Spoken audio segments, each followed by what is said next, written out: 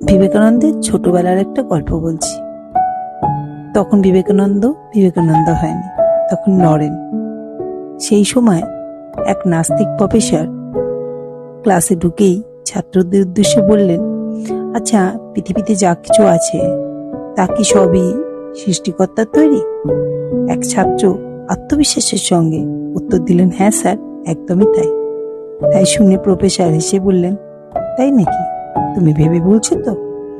ছাত্রটি একটু ঘাবড়ে গিয়েও বলল, হ্যাঁ স্যার, সবকিছু তো ওনারই সৃষ্টি। তখন প্রফেসর বললেন, তার মানে পৃথিবীতে যা কিছু খারাপ, যা কিছু মন্দ, সেগুলো ওনার সৃষ্টি। তার মানে তিনি নিজেই খারাপ, তাই তিনি নিজেই খারাপ তৈরি করছেন।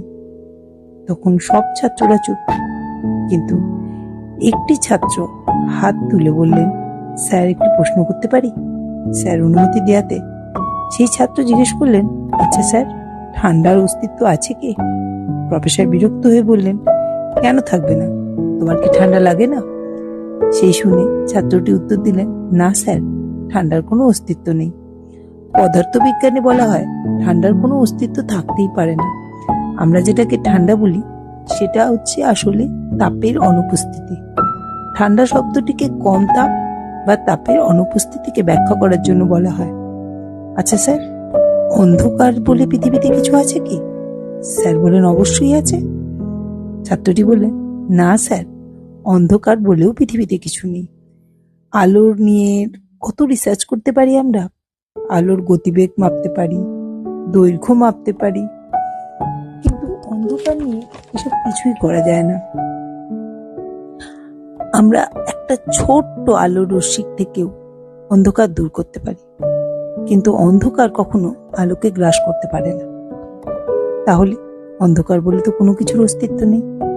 অন্ধকার হচ্ছে আলোর অনুপস্থিতি। এবার ছাত্রটি বললেন, তাহলে স্যার, খারাপ বলে কি পৃথিবীতে কিছু আছে? প্রফেসর এবার খুব রেগে উত্তর দিলেন, অবশ্যই আছে। প্রতিদিন এত খুন হচ্ছে, অন্যায় হচ্ছে, সেগুলো কি খারাপ না? ছাত্রটি তখন জোরের সাথে উত্তর দিলেন, না স্যার, এই খারাপ হচ্ছে ভালোর অনুপস্থিতি। এটা সেই ঠান্ডা ও অন্ধকারের মতোই। মানুষের অন্তরে সৃষ্টিকর্তার প্রতি ভালোবাসা, শ্রদ্ধার অনুপস্থিতি এই খারাপের সৃষ্টি। সেই ছাত্রটির এই উত্তর শুনে প্রফেসর একেবারে হতবাক। আর এই ছাত্রটি সারা বিশ্ব গল্পটি কেমন লাগলো জানালে খুব আনন্দ পাবো।